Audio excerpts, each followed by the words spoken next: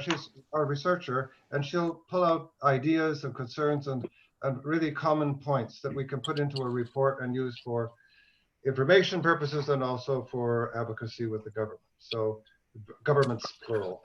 So so Nisa's with us, and we may or may not have. We sometimes have Vicky Cummings. I never mentioned Vicky because she always comes in by telephone, but she's our. I don't think she's here today right yet, but she's our. She's often in on these calls, and she's our director of strategic partnerships. So we really are really happy to have you all here. I've introduced our folks, and now I'm turning it over to Jennifer, who's going to talk us through the technology, make sure we're all on the same screen. Yes, thanks, Larry. So I'm just going to mute everybody, and let's see.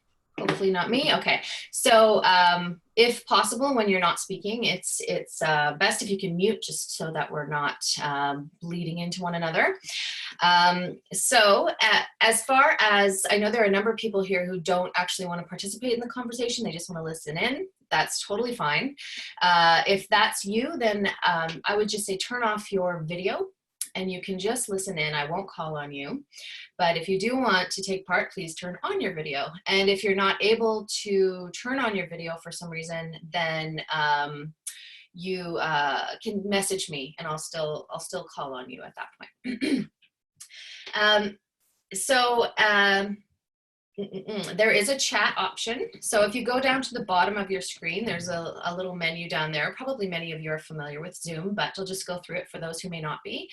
There's a participants tab at the bottom. So if you click that, then you will see a little menu will come up on your right-hand side that shows who all the participants are. And it also shows a little option for you to raise your hand. So that will come in handy once we get going with the conversation. We want to make sure everybody gets a chance to speak. So just raise your hand and I'll call on you in turn. Raise your hand virtually there, if possible. If you can't figure it out, you can also try to wave me down as well. And there is also at the bottom, there's chat options. So if you turn that on, throughout the past conversations, people have been posting a lot of links to things that we've been talking about. You can post comments if you don't want to jump in. Feel free to do that. Also, at the bottom, there's an option to message someone directly. So if someone has said something and you would like to get in contact with them afterwards, you can ask for their email address, or you can just send them a note if you want to kind of comment personally on what they've said. Throughout the session, I will be launching a few polls just to get your little bit of quantitative data about what it is that you're currently dealing with. And just to let you know, these polls are completely confidential. I have no way of knowing who has submitted what. So please do feel free to take part in the polls. And yeah, I think that's all I wanted to say at this point. And you can message me directly as well if you have any questions or any comments to me directly. That's fine. So what we're going to do to start off is we're going to go around the room. And again, if you want to take part, please do turn on your video. We had quite a large number of people register, so there may be more people coming. People jump in, jump out, that's fine too. So to go around the room, just say, if you could say your name, your title, and the organization that you work with, if that's applicable, or if you're a community artist educator. And also just a sentence or two about what you're currently facing, kind of what the immediate effects of all of this has been with the social distancing, etc. So we will start off with Barry. I'll unmute you. Hello, my name is Barry Kopulos. I'm president of the Manitoba Multimedia Foundation, and I also work in the film industry, and I'm also a freelance journalist and a videographer. I've actually attended some events. I actually was at an event a few weeks ago that was canceled by the COVID-19 virus, and I was very disappointed in that. So was the organization that sponsored it. So immediately on the 13th of March, Friday the 13th, it had a very big impact on me. And basically, I'm self-isolating for all these times and doing a lot of stuff in social media on the internet and using Zoom, learning more about this Zoom tool. Great, great. Thank you, Barry.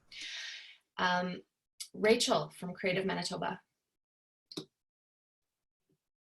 Hi, everyone. I'm Rachel from Creative Manitoba. I am the training programs manager there. And I also, excuse me, manage the communications, which has kind of been a little tricky during the, during this crisis. I don't know, Barry, if you were talking about the Merging Mindsets conference. But anyways, that was canceled. That was a big conference that we had planned. So day 2 of that conference was canceled. And so we're all working from home and offering the programming that was already planned online or it's being postponed. And then also looking for ways that we can offer programming to help during this time. Great, thank you, Rachel. Garth. Hey everyone, my name's Garth Rempel. I'm one of the music directors at College Miles McDonald Collegiate in Winnipeg. I'm also artistic director and one of the conductors for the Winnipeg Youth Chorus in my extracurricular life. And this whole thing is being that most of my job is connecting with large performing groups of students, young people, facing the reality of lost performances, lost travel opportunities. Through the school, we had a group of 38 students who was scheduled for the Netherlands and Germany on the 22nd of March. So we would be in just leaving Amsterdam today. I think it would have been our itinerary. So having to face that kind of reality and try to be positive with the students as we move through that, and try to consider ways that, for me personally anyway, that I can do my job meaningfully as somebody who's normally used to working with groups of people when I can't put a group of people together for live rehearsal or live performance. And what does that mean? How do we still make it meaningful as a musician and as an educator? Great, thank you, Garth. DJ.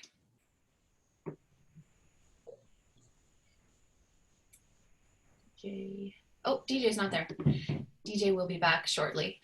Let's see. Heather Martens. Hi. I'm a community artist educator, and the biggest thing that I'm struggling with is how to know how to balance the people that I work with that want to plan ahead as if we're going to get back to normal, which I don't think. I think it'll be a new normal, and specifically because of the nature of my workshop, I really don't know how much energy to put into that because it'll have to be something new. And then the other part is the people who have actually said they are not going to go ahead at all. They've just canceled. And so it feels like a complete wipeout for me, not just for the next few months, but next year, like a whole year. So I know when one thing doesn't happen, a new thing comes, but it's hard to know how to work towards that or plan for it. So. Right. Thank you, Heather. DJ.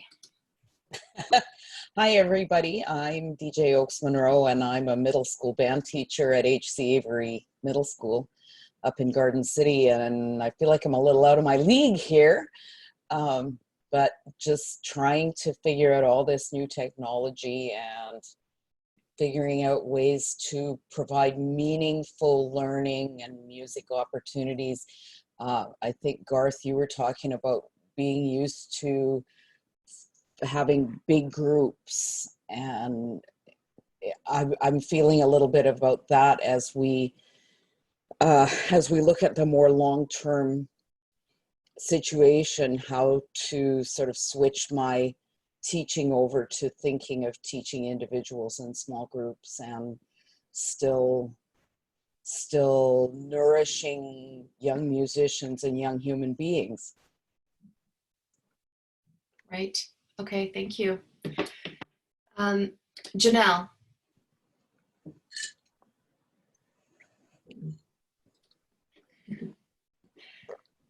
Can you unmute? Sorry, I'm trying to unmute you, but I think we're working against each other. Okay, There you did go. that work? Yeah. Okay. So my name's Jenel Shaw. I'm the Executive Director for Arts Accessibility Network Manitoba. So this has been, a difficult time, especially for our members. Some of them with chronic illness. It's very stressful time, and others with mental illness, having to isolate, brings up a lot of anxiety and that sort of thing.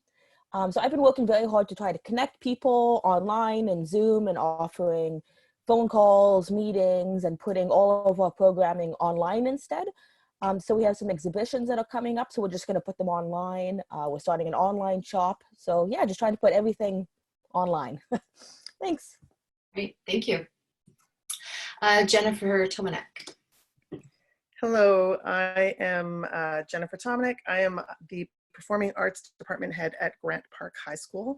Currently, I have not given up yet. I'm still holding on by the skin of my teeth for our musical that's supposed to have happened April 20th. I know that's not happening, but trying to find a way of doing something for those kids that have been working. We have 80 students that are involved with our musicals. So trying to get that in some new way, maybe in the future, as well as the rest of the department, trying to find ways to assist the other teachers in for dance, for choral, for drama, in ways that we can continue working. Like Garth had stated, we're used to working with large groups, and that's what our style is. It's not single, it's interactive.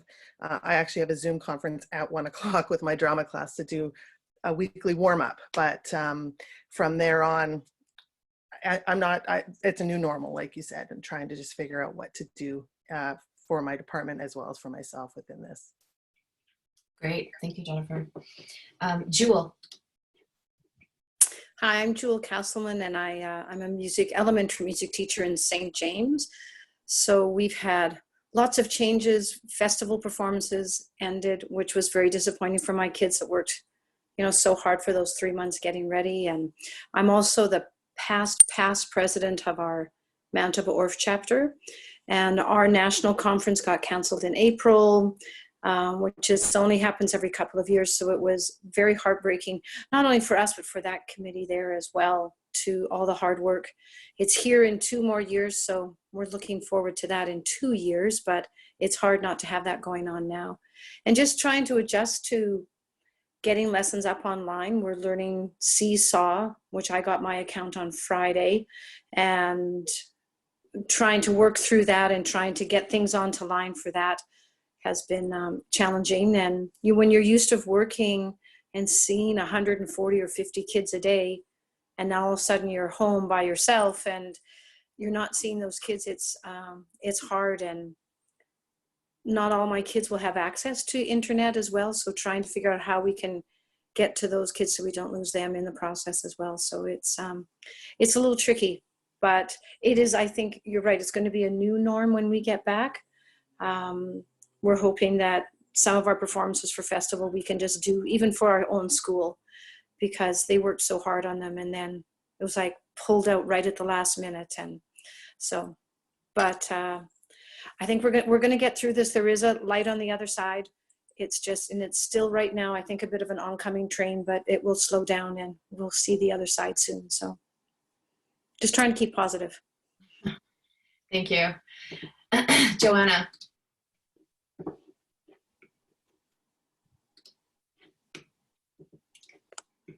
Can you hear me now? Yeah. Great.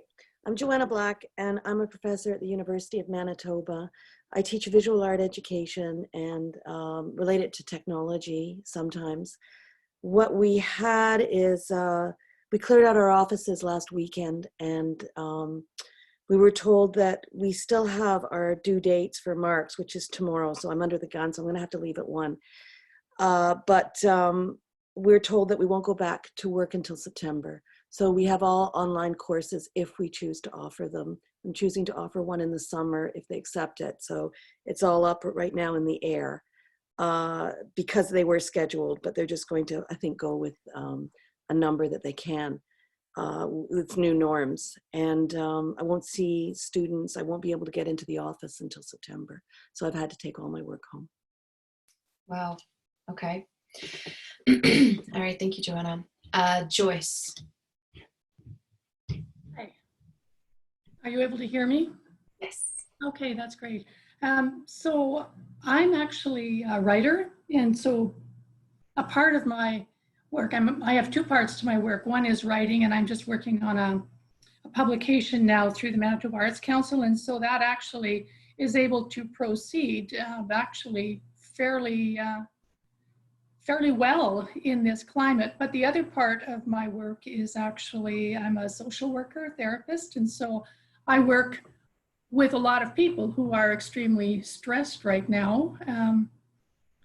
And one of the observations I know that some people have talked about how do you actually respond to the new normal, and how do you how do you plan for something in the next year. And my small observation about that is that sometimes right now people are just so overwhelmed with all of the information that it's really hard to make a decision. I mean, even with people who would be interested in talking to someone about their anxiety, and there's just a huge generalized anxiety everywhere. It's hard.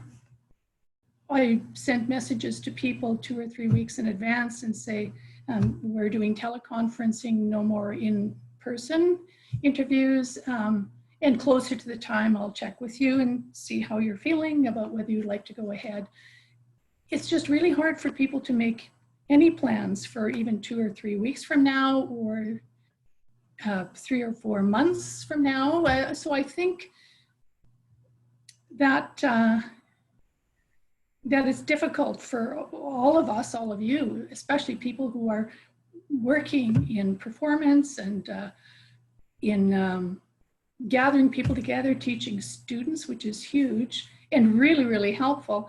I don't think that there's a time that expressive arts have ever been more important. I mean, people need to express in some ways. So just a note of encouragement, how very important what everybody is doing and trying to do is in this present time. So that's my message. It's very encouraging for me to hear all of what you're describing that you're doing and how critically important it is. So yeah. Yep. Thank you, Joyce. Thank you. Marie-Claude. Yes, hello, Marie-Claude McDonald from La Division Scolaire Franco-Manitobaine. I'm the arts education consultant for the French School Division. And I'm in solution-oriented mode right now, having discussions with our music teachers, trying to rethink what the performance-based courses could look like in the near future. Right now, we're really brainstorming a lot of ideas so that in the event that April 13th becomes more distant learning, how we can think of things otherwise. Had great conversations today with drama teachers, trying to rethink plays that haven't been canceled, but how can we present them otherwise? So I can hear my daughter right now talking to her drama teacher, planning that with the students. So I'm really excited about trying things and not always succeeding along the way, but learning from that and trying to navigate with the teachers and accept that we are all learners in technology and how to give our classes in other forms. So I'm just hoping to be there to accompany the teachers and to help them navigate through that, and to be there to bounce ideas and find the right ways of moving forward together. Right. Good. Thank you. Natasha. Am I unmuted? Yeah. Yeah. Okay. So I'm usually an art instructor for, like, I've had contracts with artists in the schools, but I didn't get any contracts. I wasn't awarded anything. So I'm kind of in a non-reactive place. Like, I'm not losing work, but I wasn't in a good place before. What I'm concerned about is the work that I do with community programs. Like, I work for Art City. And so all of my North End kids, I don't know what's happening with them. It makes me really nervous because I think that, like, when I watch the news and everything, I think that this is going to become a very big class dividing issue. And I'm worried about our weakest members. I don't want to say weakest, but, and then I have 2 small kids at home, and I'm watching, you know, how healthy it is for them to play together, but this self-isolation is also going to be very weird because they only have each other. And I'm trying to think in the long term about what does small group self-isolated, like in a field of play, could that look like something? Or online where you get together in these drawing classes, is that something? You know, so I'm just listening and thinking for what is going to come, because like, there's so many kids out there that are not self-isolating, and then they don't have anything to do because the people that used to serve them are. And that's all, I guess. Right. Thank you, Natasha. Yeah. Rob. Bonjour. I'm also known as Tibert le Voyageur. I'm a stage performer, and I go into schools with a traveling museum. I'm an interpreter, and I'm also currently the artist or the writer in residence at the University of Manitoba. That's coming to an end at the end of this month.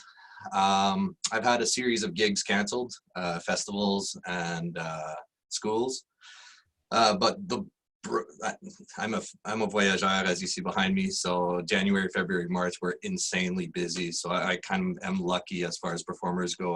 80% of my gigs happened already this year. So that's okay. But the reason I have this set up behind me is because I was the keynote speaker for an interpretation, National Institute of Interpretation, and anyways, I don't remember the acronym, but that got canceled and now they went digital. So I'm trying to figure out a home studio kind of look. I did this yesterday, where I might be able to offer, instead of being in person kind of hands-on museum, it'll be maybe more of an interpretation kind of thing where I could do YouTube videos, or I don't know. I'm debating how can I adjust as everybody else is trying to figure out, maybe Facebook Live events, that type of stuff, just to keep serving the communities that I've been serving. I don't think it's fair that the students don't get to have the experiences that they would have had just because school is canceled. So trying to work around all of this and seeing where it can lead. Great, thank you, Rob. Sandi.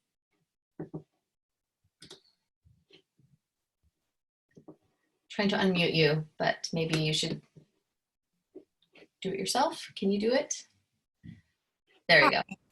Sandi Howell in Winnipeg. Well, I wear a few different hats. I help to organize and offer a number of community-based things such as art shows, music lessons and art lessons for children and also for seniors, hosting authors, hosting emerging musicians, etc.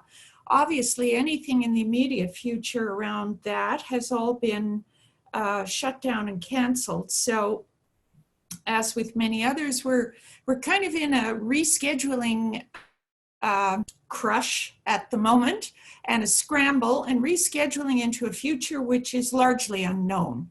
I'm also on 3 different boards for arts groups. One is theater, one is music, and one is visual. And so as a board member, also dealing with ethical questions about staffing, trying to look at budget implications, not only in the short term, but also implications for scheduled events for the fall. You know, there's so many, as people have expressed this morning, just lists and lists of questions about the unknown at this point. So you're kind of forced into a position of making your best guess on a lot of this stuff and then keeping your fingers crossed for a while. We're also in a phase, as other people have expressed, where there's a lot of shifting at the moment. So what pieces of all of this can we put online? What is suitable? And if we do this, does that sort of signal a permanent change? The other piece is, I don't know about the rest of you, but I see a lot of things going online. And personally, I kind of hit the overload wall myself yesterday.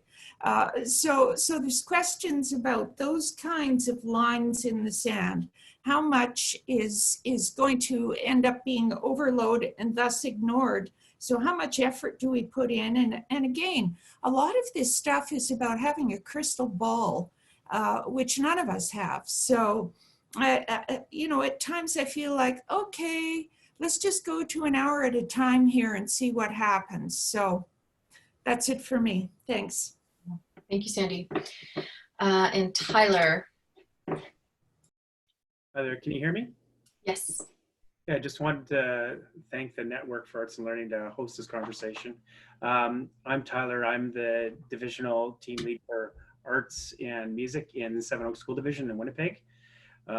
So like many have said before, I'm seeing events that I've worked on get canceled. Some of you may have heard of our new performing arts facility in Winnipeg, the Seven Oaks Arts Performance Center. So I oversee that as well and sort of, you know, gather folks together to put on events. So that's been a huge bummer to see a lot of things that teachers and students have been working on get canceled. But I guess, you know, like so many of what's going to be our new norm? What's the, you know, we're all wondering how this is going to look when we come back. And I've been busy sort of gathering resources and things to do online learning to help, you know, teachers out with. And, you know, I wonder where some of those things are good, some of them maybe are not. And I feel like we don't really have the time to vet any of that kind of stuff. And, you know, although I think teachers are working really hard to communicate with their students online, nothing beats kids and teachers in a room. Nothing can really, you know, beat that in whatever class it is. So anyway, it's nice to see you all, and I look forward to the rest of the conversation. Thanks.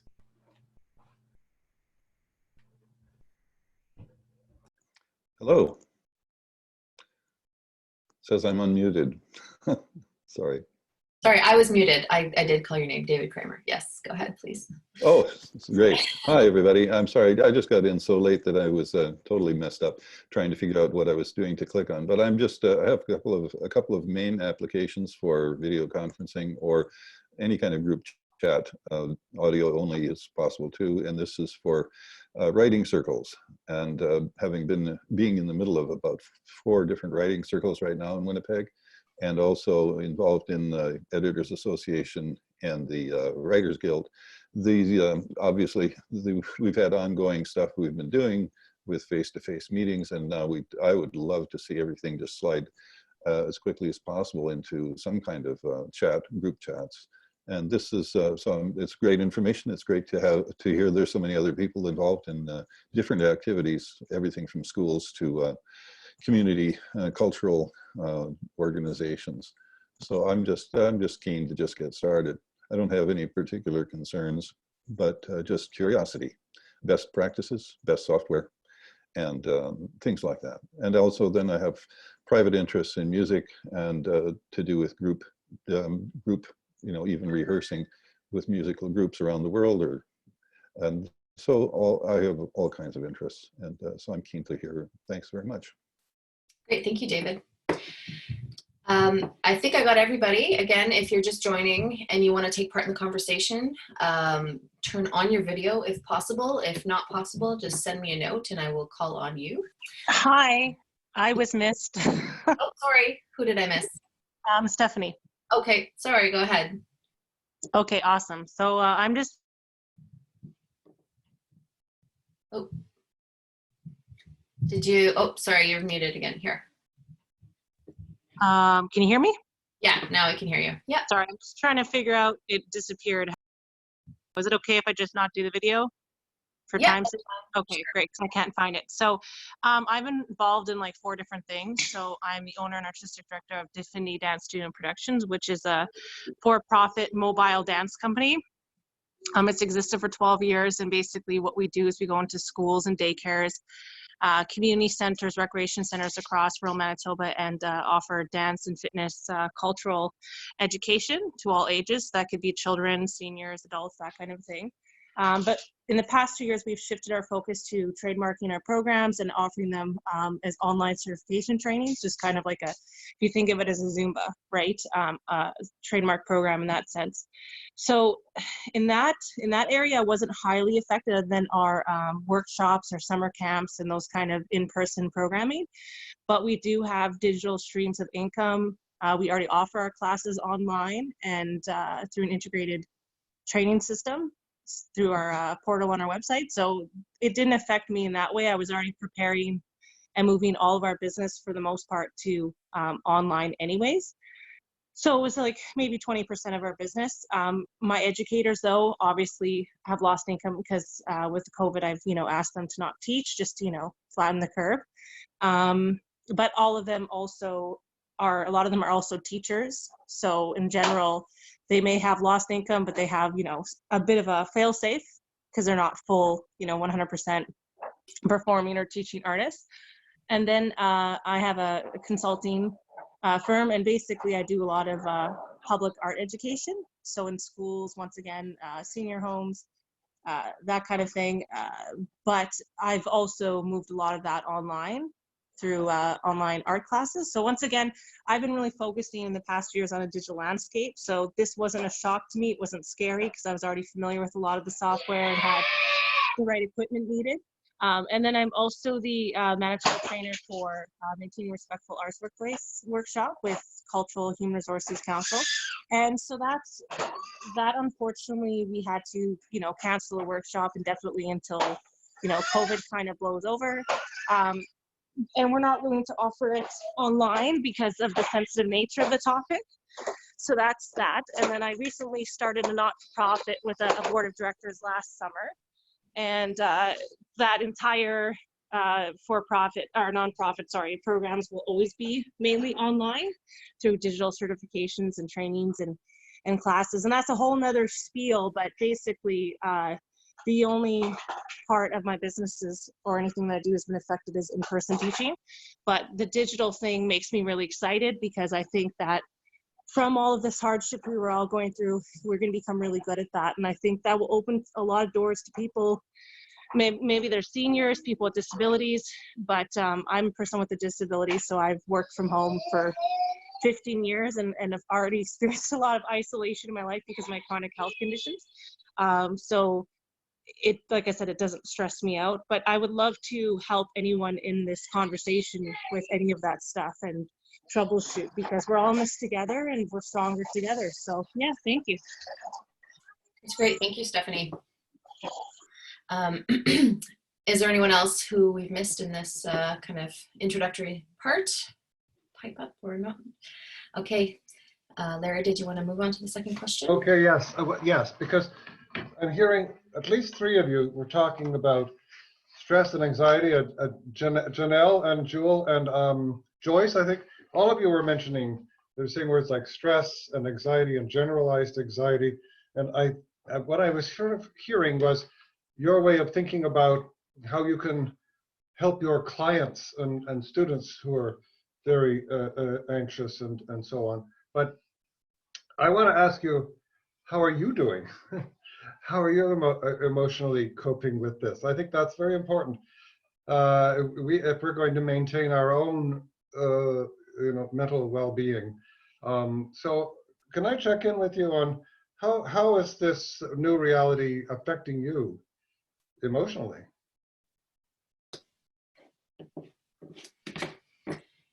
And again, you can raise your hand in the participants tab. You can raise your hand virtually there, or if you're unable to do that, just unmute yourself, start talking.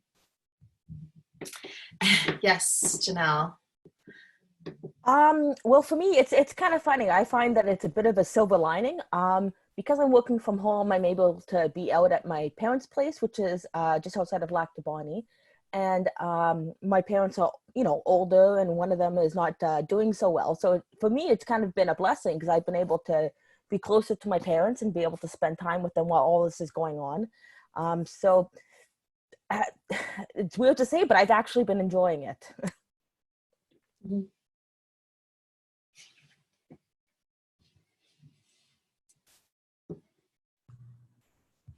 Can I just join in here? I'm not sure that I have the, am I on? Yes, yeah, you're on. And anyone else can raise hand in the participant tab if you can figure that out. If not, just raise your hand. I see. Okay, go ahead. What I was trying to say is that actually, one of the ways that I deal with this, I do talk to a lot of people with anxiety, and but one of my fields of study has always been the use of the creative arts in treatment of trauma. Use of it. So there's a whole body of theoretical knowledge in this area, both in social work theory and therapeutic theory, but from a practical perspective, from the time I was very young, I always found, in spite of the fact that I am a social worker and was sort of driven to do social work and communication between people, what really kept me feeling healthy and okay was anything to do with creative arts, whether it's writing, working with fabric, working with just around my house, finding ways to ground myself, cooking, even cleaning. When anything goes wrong, I just get really, my kids, when they were teenagers and the house became suddenly very clean, they'd say, "What's wrong? There's something happening here because you're just so frantically cleaning." And so expression to me is really, really important. So expression myself. So although I'm working on a publication, a book, a series of chapters, I'm also doing personal journaling. I'm taking note of my own feelings. I'm writing them down.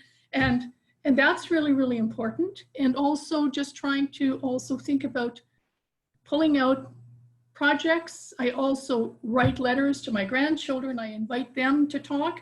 And when I see all of the different activities that other people are doing, I'm just sort of imagining, especially with vulnerable children.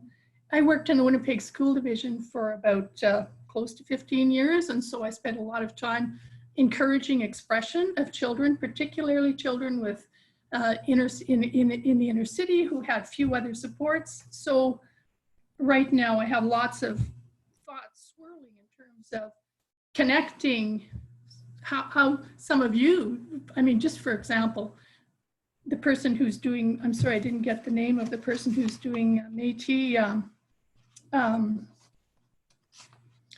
Métis work in January, February, March, that was your busy time. And someone else who's done art in schools. I've also done art in schools a few times in the last few years. And so to me, there's all sorts of creative possibilities. However, I'm not as familiar as most of you are with the use of the technology. All of my interviews with people now are over the phone. I think it works really, really well. Certainly because it's conversation. But you all have so much facility and so much experience, especially Stephanie, because this is an area that you have crafted and honed because of your own circumstances. So it would appear that there are lots of opportunities here, not just for attending to our own self-care through the use of art. I think I've been a wannabe artist my entire life. It's just because it's the way that we can gain more health personally. Yeah, and I mean, thank you for saying that. I think what I'd like to add that is there's really easy platforms that are safe and secure that you can use as a digital stream of income as well. Like I have a YouTube channel and I have Patreon. So that's linked with the memberships on my website. So people can pay for a monthly dance membership and receive all their dance education online, which is really cool. But it definitely was around my circumstances. I was also an at-risk youth, and so I didn't have money or the support systems or the network or the circumstances in my childhood to give me access to professional performance arts education. So as a kid, actually, I learned most of my art skills on, TV, right? Kind of a bit of that YouTube generation, and through community art teachers. So I was already used to kind of stringing bits of information together, but there's definitely other, organizations who are offering free training on this and platforms that are already there that, kind of give you easy step-by-steps to set up. So once again, I would absolutely love to help with that because it is a lot. It's a lot to absorb right away. But when you have the right people, it's something you can learn in under a week, which is really great. Thanks, Stephanie. And I don't know if you have the option to add to the chat there, but if you want people to get in touch with you, you can add your email there. And then if people have questions, etc., they can just contact you directly if you wanted to do that. Yeah, sounds great. I would absolutely love that. I will do that for sure. Thank you. Okay, thank you. Yeah.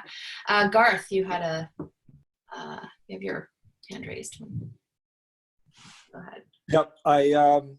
Thanks, Larry, for asking the question about how we're doing. I think it's especially for those of us who are responsible for large groups of people. It's where there's a lot of energy and effort, concern aimed towards making sure that they're okay, and it's very important to ask ourselves how we're doing. I echo the sentiments of the person whose name I've forgotten right now, who said that there's a bit of a silver lining to this. They're now able to spend more time with the family and looking after parents and that kind of thing. I agree with that wholeheartedly. I think there's a number of silver lining pieces here in terms of giving everybody the chance to really look hard at the things that you do on a day-to-day basis. And when all of that gets so heavily interrupted right now, to sort of stop the bus and have a look at how we're spending our time and what meaning those things bring to our day-to-day lives. So there's part of me that's really glad for this opportunity, just because I don't think we could have set it up this way. Like if you had suggested that we put let's just put the whole society on hold for 3 weeks to 3 months, somewhere in between there, and just see what happens. Of course, it's preposterous to even think about it, right? But now that we're in it, we might as well pay attention and take advantage of the fact that we're in it. So there's a big part of me actually that feels really strongly in that regard, that there's some positivity that can come out of this. At the same time, I'm heavily, your question was, how are we feeling about this? I'm getting past being sad and disappointed at lost opportunities, things that are being canceled and missed opportunities to connect with these large groups of people over even just seeing them, right? Some of the groups that I see weekly, for example, now I don't know when I'm going to see them. And every week when I do see them, it brings a great deal of joy to my life. That's why I run that group, right? You ask any singer in the Winnipeg Youth Chorus and they'll tell you that it's a highlight of their week. Wednesday night rehearsal is a chance to get together and to see people you only see once a week. So with that being missing, that's hard, that's frustrating, and that's sad and disappointing. And if we don't acknowledge that it's sad and frustrating, we're not doing ourselves any favors, right? The next thing, and the last thing that I'll mention before I turn it back to this, is another thing that causes anxiety in me. I was already, even before the idea of COVID-19 came around, I'm highly anxious about the impact that this looking within and the reliance that our society, young people especially, because that's what I deal with every day, but I see it amongst adults, the reliance on social media, the reliance on technology as a means of communicating with people, and how so much of that interaction is virtual interaction and should not ever replace real interaction with people, connecting with people. And I'm terrified. I know that's strong language, but I'm going to use the word anyway. I was scared of it already before this happened, and I'm one of my biggest fears as we, go in this direction is that will take over. And despite the fact that we have an opportunity to stop and slow down and look at what we do with our time, it will be very easy for anybody who's got a cell phone in their hand to just dive in there and stay there. and how do we get them out? So that's a whole smorgasbord of stuff that's going through my head and my heart every day as I sit down at my computer and I say, well, how am I going to try to reach out to my students today? Or I sit down at the table with my family and say, how are we going to do today, right? Those things are all very present. And I spend as much time not sure what to do with them as I do saying, okay, what can I do for my kids today? You know what I mean? And I'm not expecting any answers out of this. It's just an opportunity to actually connect with people that might be in a similar boat and say some things. Thanks for listening. Thank you, Garth. Those are excellent points. Many I hadn't heard before or thought of. Yeah. Rob.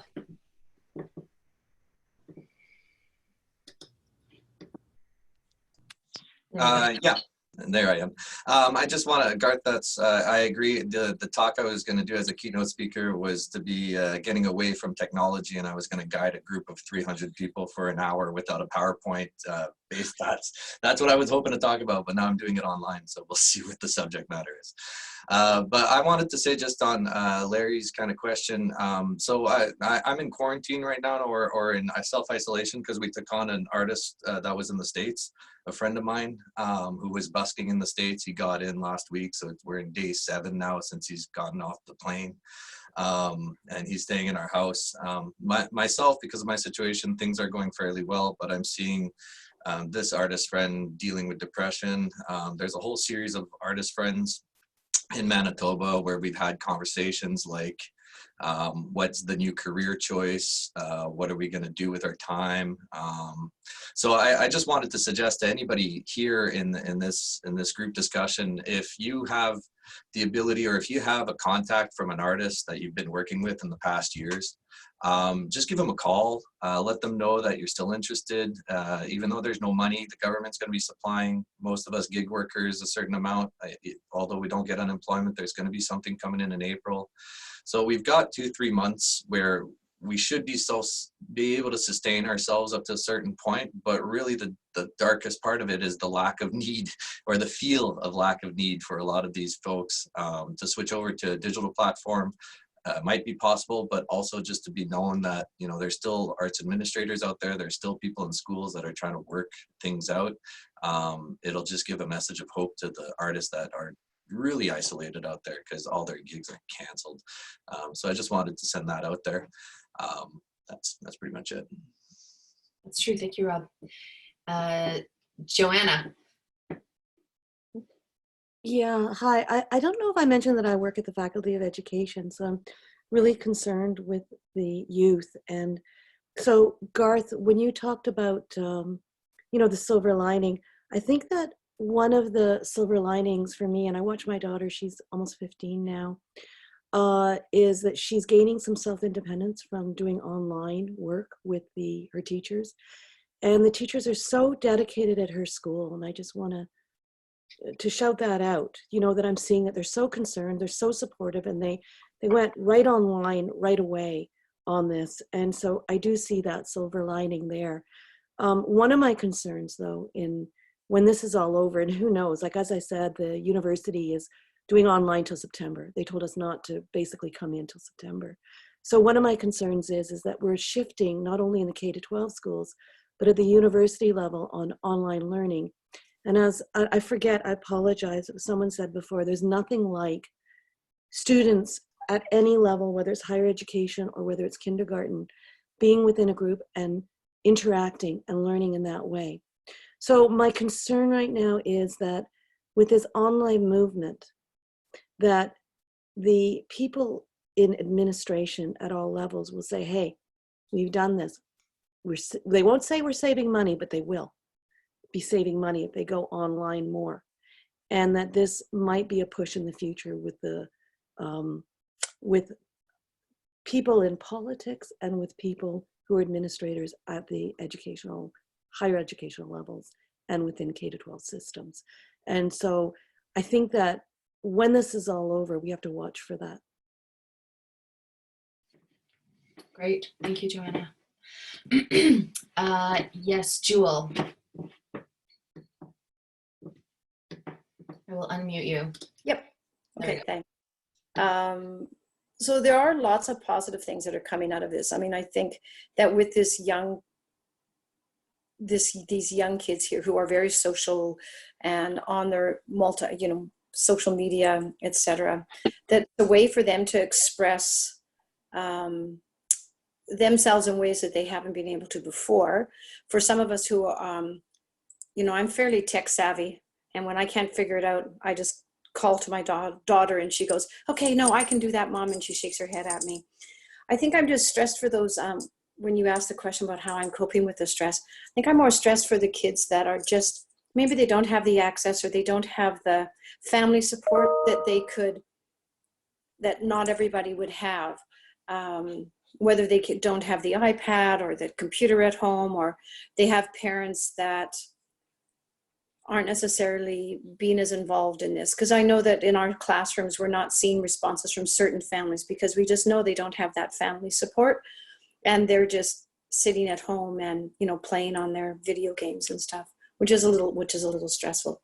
But how I'm coping with it, as you can tell, is my dog, because he won't get off my lap. I have another one behind me sound asleep. So they're loving this because I'm now home during the day. I'm not sure what they're going to do when I go back to the classroom. And I do get to see my dad every day too. My dad's 97.5 years old. He's living on his own and I get to go and see him every day. I wish I would clean. I think I'm going to have to take some advice from you to clean more and doing baking. So, it is positive. I just think and Joanna, when you're talking about teaching online, our ORF level courses have been canceled for the first time since the 80s. We're not offering them this year. It's my first time in 20 years I'm not going to be teaching them. And that's a course you can't do online. Do you really want to hear 25 people play recorder online? I don't think so, because that's my part. I think there's some positive things that are kind of come out of this. It's just a struggle at the beginning. I plan to be much better at it by the time the second week comes around. And when we implement this whole seesaw program into our division, I'm hoping to be somewhat more of a professional, or make it my goal for next year to really get into it. So I think there's lots of positives that are going to come out of this. It's just a hard time when you're creative arts. They learn so much when they're in a group because they learn from each other constantly, what other kids are doing. And I teach kindergarten to grade 5. So those little guys in kindergarten, if they don't quite understand, there's so much of that learning that goes on just by them watching. And they're just not getting that right now, and that socialization that they need at those young ages, that we can just teach them how to socialize. So that's it. But I need to run because I have a staff meeting in like 5 minutes. So thank you for offering this. I'm going to get through this second poll here. And I hope the conversation continues on. Thank you. Thank you, Jewel. And we will be posting the session online, so you'll be able to see what you missed. Want to come great, back. thank you. Yeah. Tyler. Yeah, hi there. One thing that hasn't been mentioned yet, and Larry, back to your original question, is just my own anxiety of having my family at home. I have a young family. So I've taken on that role of the homeschooler, trying to do my work, connect with the various boards I'm on. I worry for my kids' anxiety. I have a 9 and 5-year-old, and in some ways I envy my 5-year-old because he's just in play mode all the time anyway. So, I don't know that he has that sort of full, understanding of what is going on. But, so anyway, I just thought I'd throw that out there with those of you who have young families at home. I think my own anxiety is sort of shifted off for my worry for them as well. So thank you. It's very true. Yeah. Yeah. Does anyone else have anything, or we'll move on to our next question?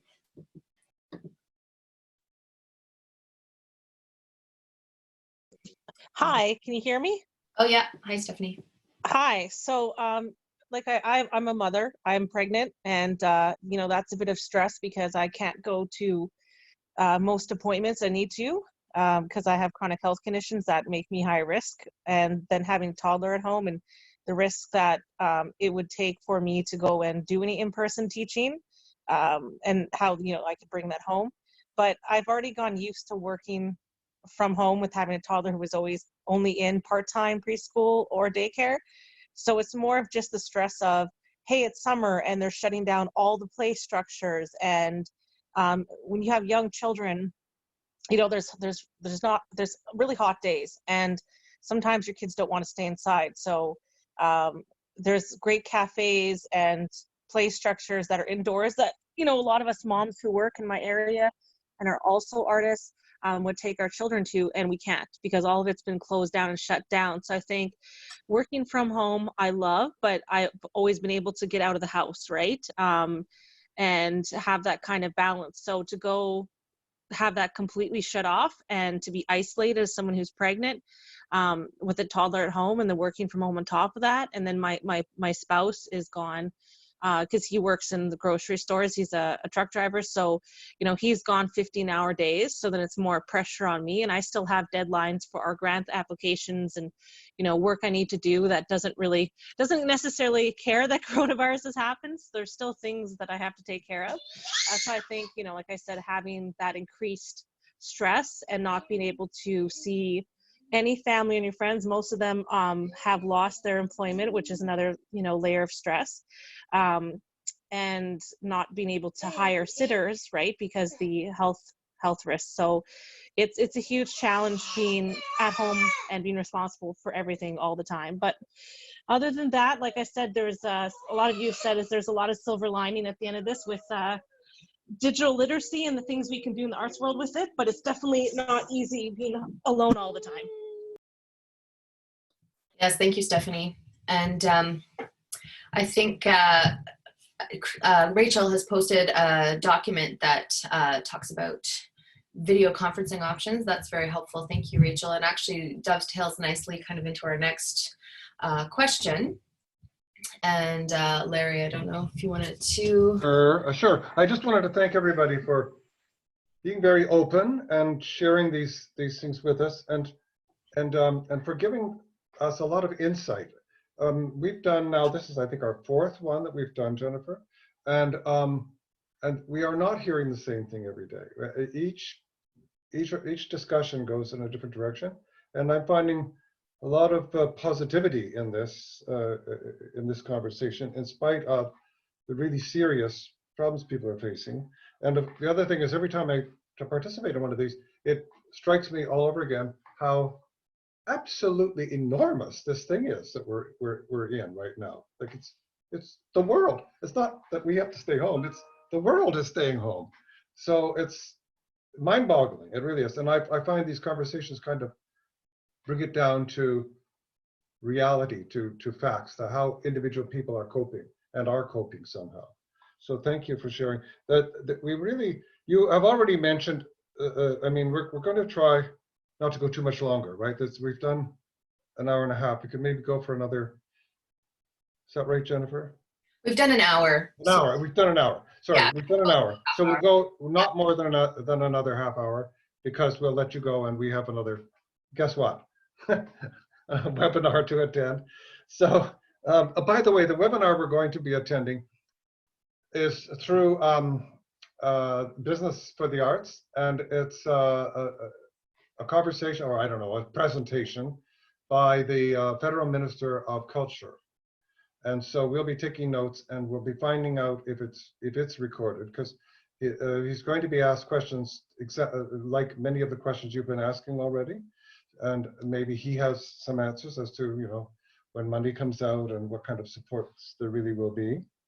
But the next question we wanted to be sure to get into is, what measures are you taking to kind of compensate for the fact that you can't do things in the usual way? I think you've actually been addressing that a lot. So maybe just I'll give a few minutes over to the people who are also finding ways to cope or trying to find ways to cope, who haven't spoken. Maybe that would be a way to do it, because I think you covered that very well already. Go ahead.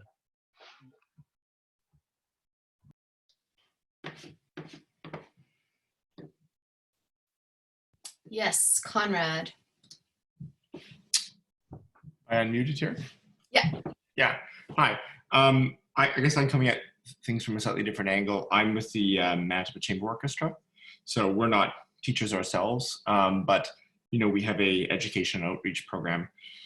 And we had 2 matinees planned for the season where we would have had a lot of schools coming. And one thing we do with school groups to ensure that the concert programming that we deliver helps to dovetail with like K-12 curricular goals is we provide teachers with, we call it an interactive learning guide.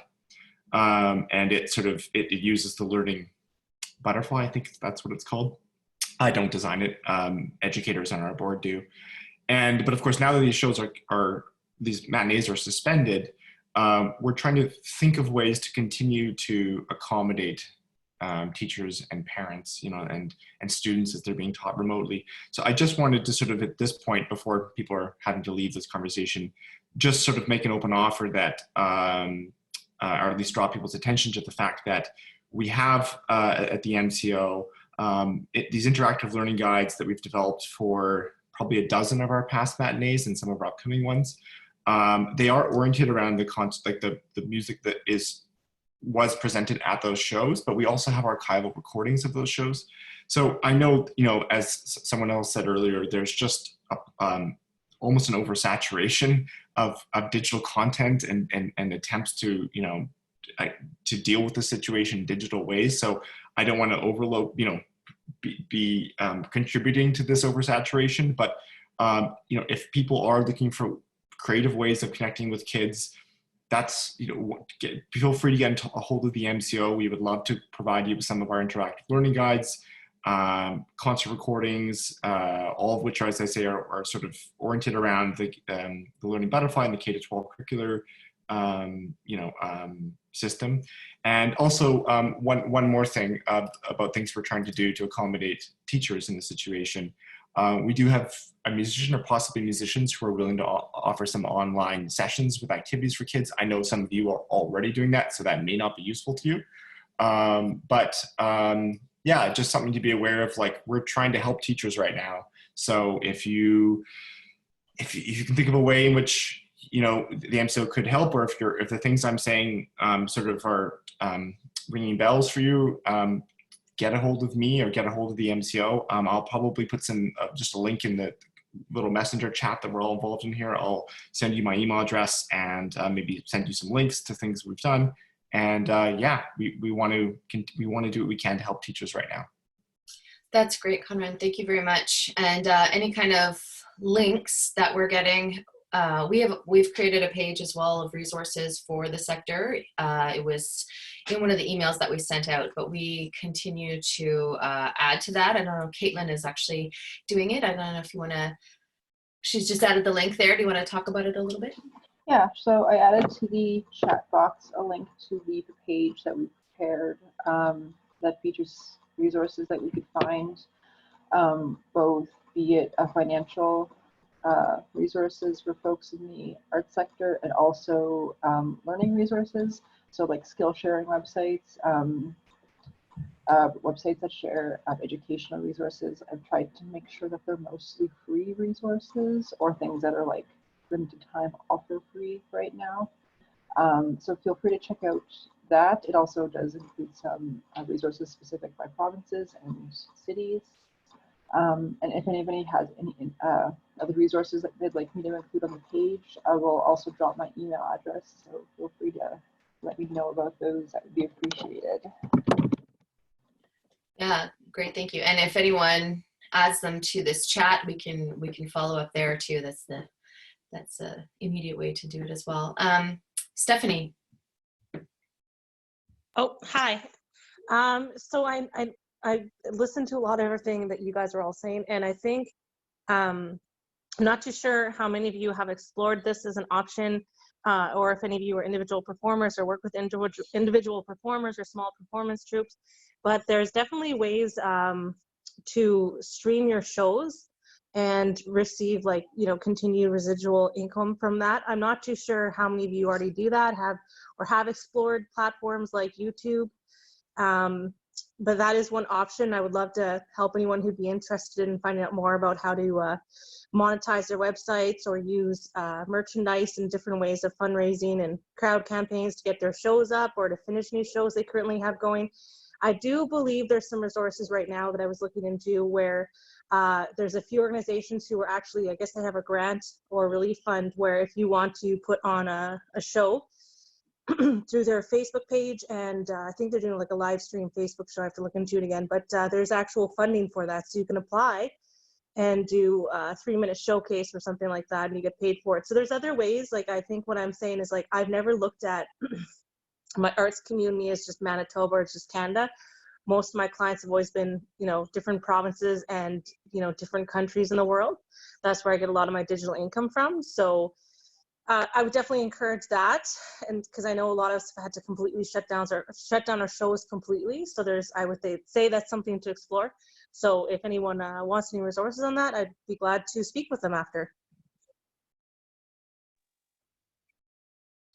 That's great. Wonderful. Thank you, Stephanie. I know there are a lot of people throughout these past conversations, a lot of people are interested in that type of thing. So, and digital collaborations as well, like teaching workshops or performing. There's some resources on that as well. So. Okay, great. Yeah. Yes, David. I'll unmute you. There you go. I just did it. Okay. Yeah, I'm extremely, one of these sides of my interests is the side of performing. So I had a really simple question, and this would be for Stephanie, or I guess Garth with the chorus. If you have a group sort of live thing happening online, can you have performances going on with people performing in different places, and is there too much lag, or is that a big problem so that the parts can't be even matched up? There's some coming in slowly. Is that an issue or not currently? And does that determine what kind of software or setup you're using each individual person? And anybody who wants to respond to that, I'm really curious, that's all. So that question is tricky to answer, just in the sense that because so many people are accessing the internet now because they're home, depending where you are located in the world, and you know, if you're in a residential area, for example, in certain parts of Manitoba, people have such slow bandwidth that it'd be very difficult for them to stream. In terms of doing digital collaborations and co-teaching and co-performing, yes, it's completely possible. I've done it. I can show you how to use all that. I can, you know, help you troubleshoot if you want to start something up. But can I guarantee bandwidth? No, and that's the challenge. And so there's certain recommendations of, you know, how many performers to include, or how many teachers to kind of, you know, stay within you know, reasonable ranges in case something was to happen. I think at this point, nobody can really guarantee that anything they do won't crash. If you're using platforms, you know, like Facebook and really, you know, high up there, right, for live streaming, or Instagram Live or YouTube Live, the chance of it crashing is pretty small. But if you're talking about using some smaller applications, you know, there is that chance. But I would say you can give a pretty solid 80% guarantee in most places that you shouldn't have any glitches. And for people who've experienced some glitches, they've been able to, you know, resolve it in like 5 or 10 minutes. So it's just a matter of, you know, orientating your team with how to use it, figuring it out, which isn't super hard, and just doing some test run sessions with each other, and then going from there. So. Okay, great. Great. Anyone else have more to add to that, or another question? Yes, Joyce. I just wanted to comment that a number of people were speaking about anxiety, and it may be possible. I'll figure out how to put my email up, but also possibly with Caitlin could put on the you mentioned that you have a resource list. I work with Blue Cross, which is a fairly large community of people and serves a lot of different agencies and public and health authorities, school divisions. So they have developed a resource which might be helpful to people in terms of how to talk with young kids. Tyler mentioned talking, like, how do you help your own children? We're all managing our own anxiety, so how do we, when you're home with young children, dealing with that. So happy to offer that. The other brief comment is Garth mentioning working with teens. Something for all of us to be aware of is that in ordinary times, like the whole rise of social media with students has been so tough for kids to deal with. Moving through teenage years is hard enough. And bullying, many people experience bullying, and it's just exacerbated with this constant social. So I just wanted to affirm that. That's well said and deeply felt. It's really hard for these kids. And the more stress that we have, the more everything is exacerbated in terms of dealing with that. And art is a wonderful way of dealing with it for everyone else, just how to do that. Really appreciate this conversation. Thank you so much for arranging it. Great. Could I make maybe a suggestion? I don't know how open everyone is to it, but I think it'd be amazing if we could have maybe a Slack chat. I'm not too sure if you're familiar with Slack, where we could share PDFs and resources, kind of like an open forum, where if we need to talk to each other, problem solve through this process. I think it'd be great to, continue this conversation from today and maybe, have some meetings once a month and just kind of reconvene. I don't know how you feel about that, but. We are actually looking into Slack right now, but yes, yeah, sorry, go ahead, Rachel. Because Canadian Network for Arts and Learning is national. That's probably something that we would be willing to organize, Creative Manitoba, as something that, like, not to step on your toes. I don't know if you are planning on continuing this. Okay, so like regular meetups to discuss how things are going is probably something that we're gonna start doing. So if everyone can subscribe to our newsletter, it should come out like in the next few weeks. So that's creativemanitoba.ca, and yeah, hopefully everyone here joins the conversation. It's been great. Thanks. That's great. We always hear after these conversations that people want to do it again. They want more, they want updates. And so we're looking into doing more of them, but of course, we can't do it all. So, so yeah. We could do it together. Yeah, There's that option too. Yeah. Yeah. Anyone else have any methods that they're currently using, digital or otherwise, to kind of sustain their work? Or hearing a lot of new names of programs I haven't heard before. So this is good. This is good for us. I don't know if Caitlin has heard some new ones too. Yeah, but I guess it is different for every region of the country. People are using different things. So that's great. Very informative. So Larry, I don't know, maybe we can go to the final question. Oh, and the final poll. I'll do the final poll. Oh, you're muted, Larry. Sorry, I unmuted myself and then you muted me and then okay. So this is really wonderful. A wonderful conversation and very helpful. And Joyce and Rachel both alluded to the idea that we can use the arts not only are we using this technology to keep doing what we were doing, if at all possible, but the idea that we can use the arts and through whatever technologies we have to help people who are coping with this world crisis. So in other words, are there any practical examples? I mean, I see the wonderful power of the arts to help people, and I know of lots of work that's been done in disaster areas and so on. So do we have any examples here of work that you've done or that you know about in Manitoba, where people are really trying to use what they have, their art form, to help with the situation?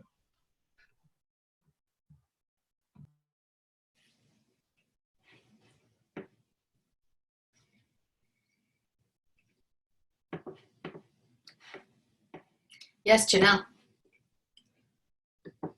Yeah, it's a very interesting question. It's something that we think about a lot. Often artists with disabilities, their work is viewed as like therapeutic and that sort of thing, so we often don't get paid for our work. So it's very interesting because at this time we have a lot of people kind of reaching out to us, asking us to do like free artwork stuff. So it's one of the, yeah, it's one of those issues, you know, do you want to help out with the cause, but we also have to support all artists and make sure that they're being paid. So it's, yeah, it's a difficult time around that, and that question of, you know, how much should we volunteer? How much should we ask? So yeah, that's kind of a different side of things, I guess, a different perspective. Thank you. Yes, Rachel.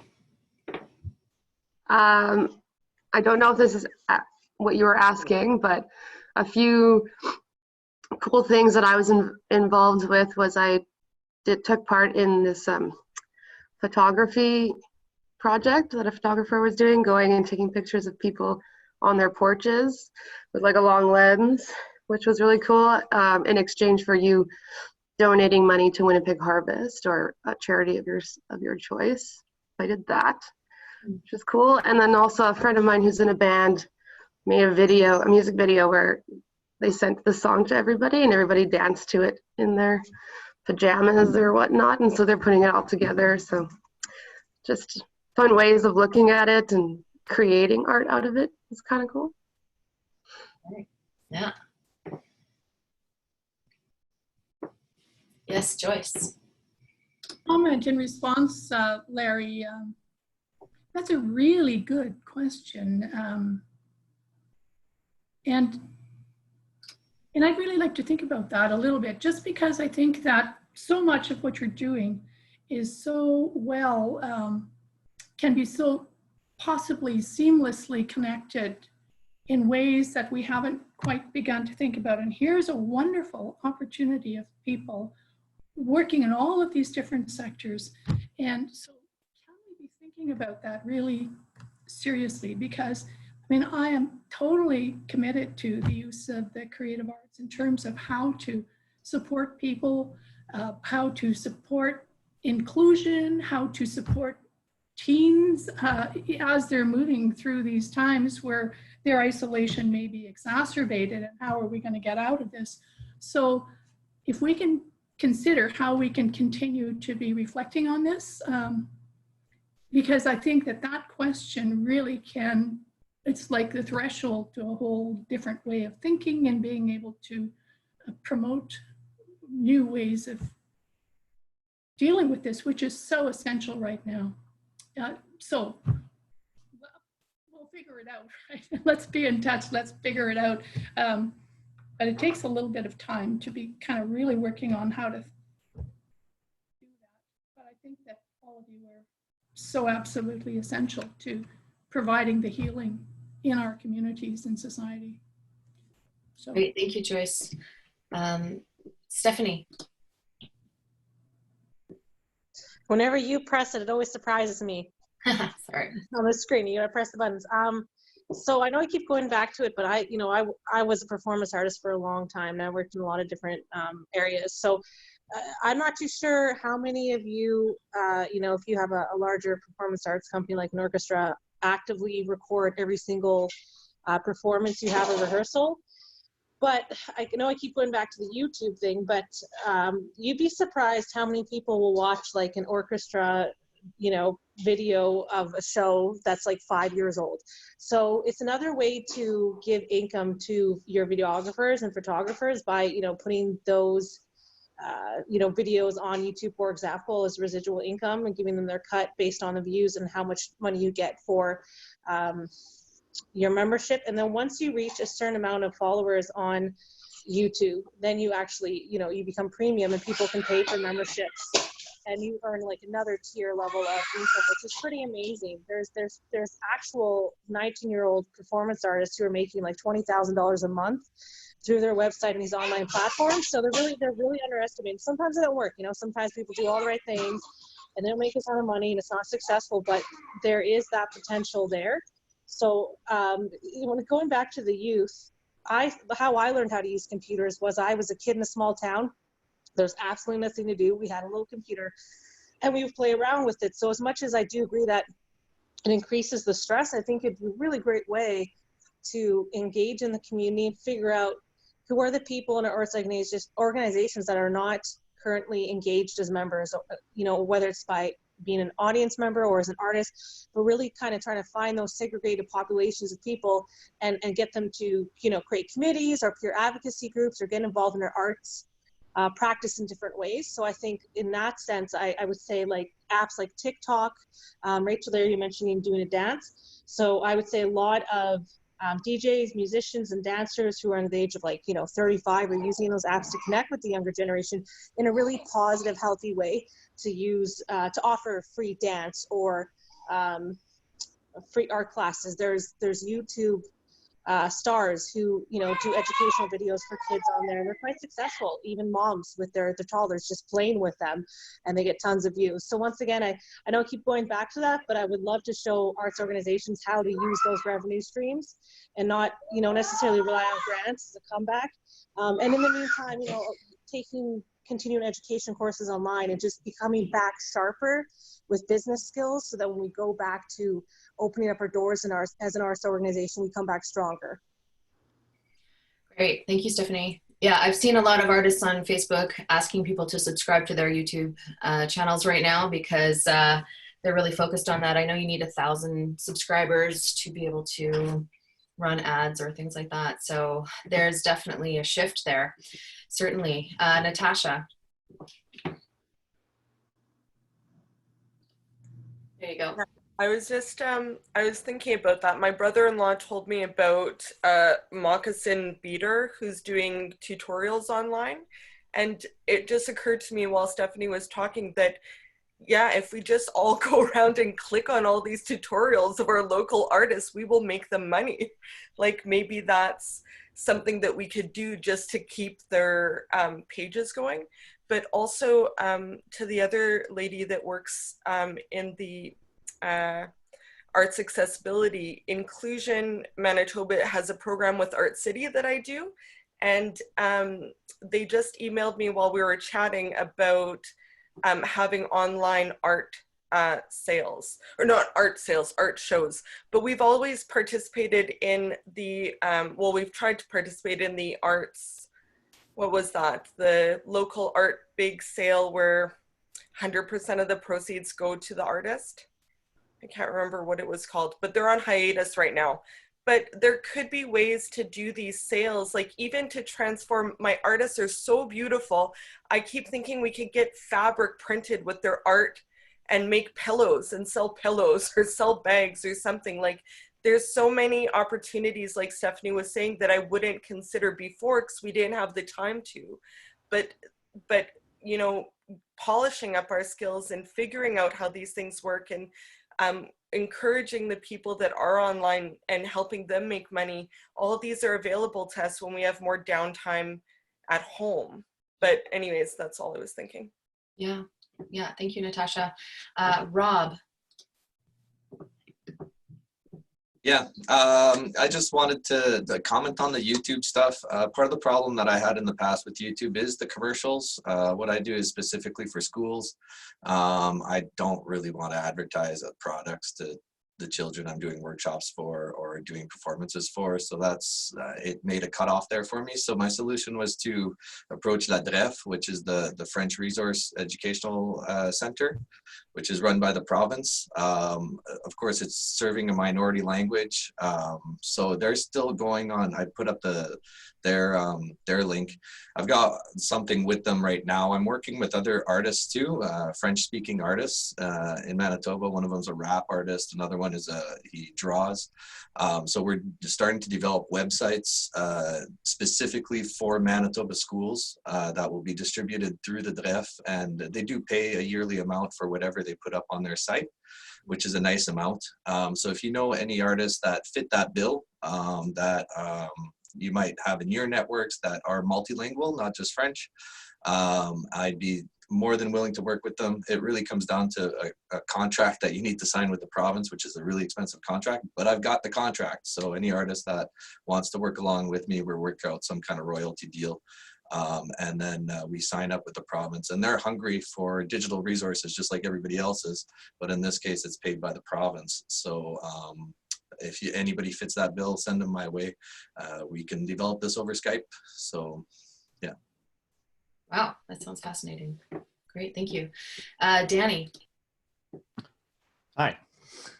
I'm interested in what we were talking about what we're doing for ourselves, what we can do for ourselves, and how we're helping ourselves for healing, and how we're dealing with this anxiety. And the one thing that actually my wife and I have just done, my wife does some sound healing meditation, and so together I do the music and stuff for that. She does crystal bowls and all this. So over the last week we recorded a video because we had a few of our events canceled, so we thought, how can we get this out to people that especially need this right now at this point in time? And so we recorded something at home. We added a video. We just recorded the audio, and then we added some of my wife's artwork and some photos and things, and got a 35-minute sound healing meditation.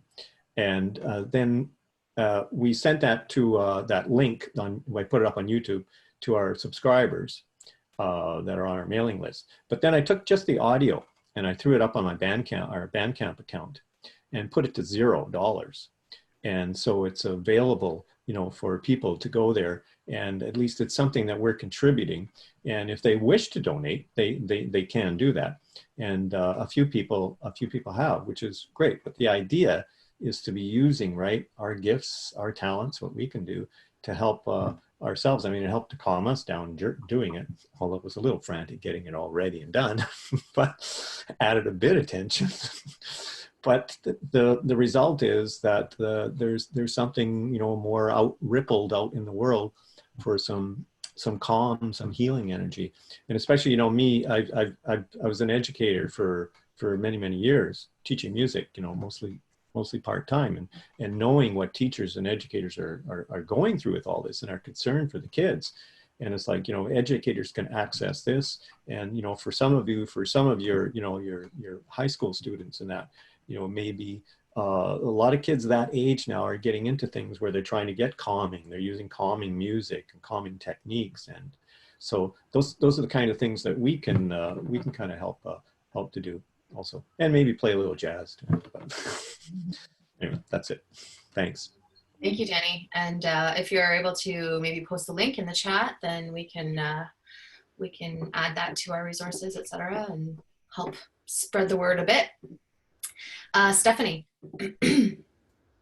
Hi. So in regards to a couple things that were said, yes, I totally understand about the advertising thing and the integrity in advertising, and that's something that is something very near and dear to my heart. As an artist, I try to avoid using those resources if I can, and just make the money off my actual work.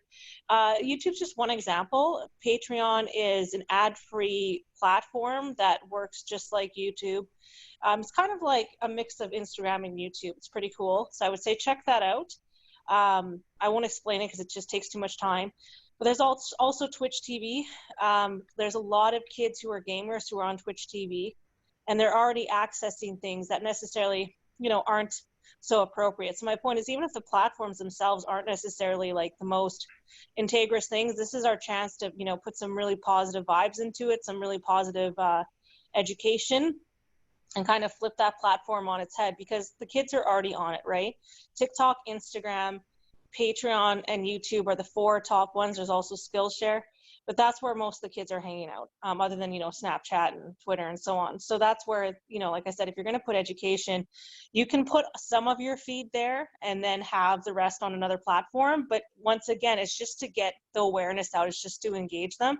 Natasha, I would absolutely love to speak to you after, because while you guys were all talking, I came up with a brilliant idea and strategy for the youth that you're concerned about using some digital platform. I just thought of it. It takes too much time to explain, but I think you might be interested in it.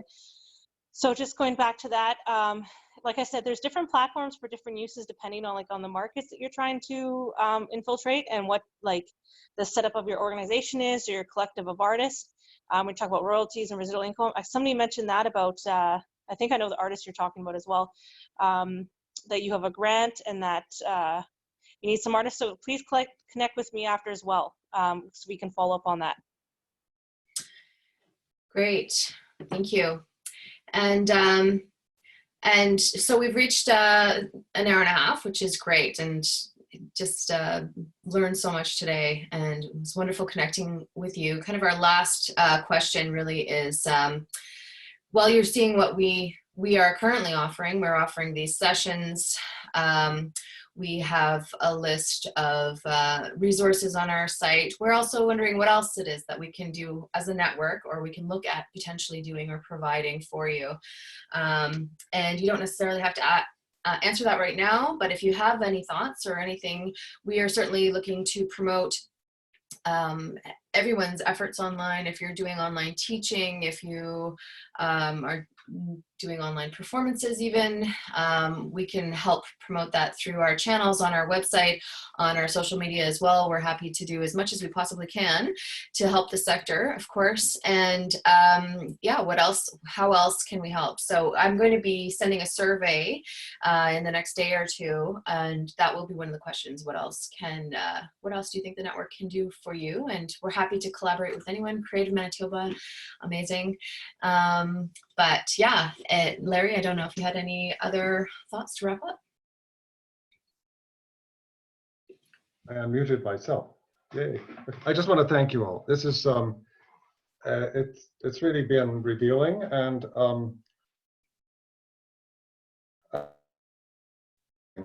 anyways, it's very, to me, it's very interesting. I think even on Monday when we started these, I think the point of view was different. I think now everybody's realizing, it's sinking in that this is for the long run. This is a very long thing we're in, and so yeah, I think your perspective is a kind of like a more mature perspective in a way, in the sense that we're all facing something and beginning to realize just how incredibly huge and long lasting it's going to be. So I want to thank you all very, very much. Nisa will produce a report, and these ideas will be in it. We are posting all of these conversations on our website. I don't know, are we doing that later, Jennifer? How are we doing that? Or hopefully sooner than later, but I'll let you know. I know, I mean, like everybody, I mean, Jennifer and Caitlin and our whole staff are kind of working around the clock to make these things happen. And so thank you all very, very much for participating, and all very best wishes. Yes, thank you everyone. Salut. Merci. Merci. You will be able to access the chat afterwards when I send the recording, so you'll be able to see all the links and whatnot. So yeah, anyways, thank you everyone. Stay well. Bye.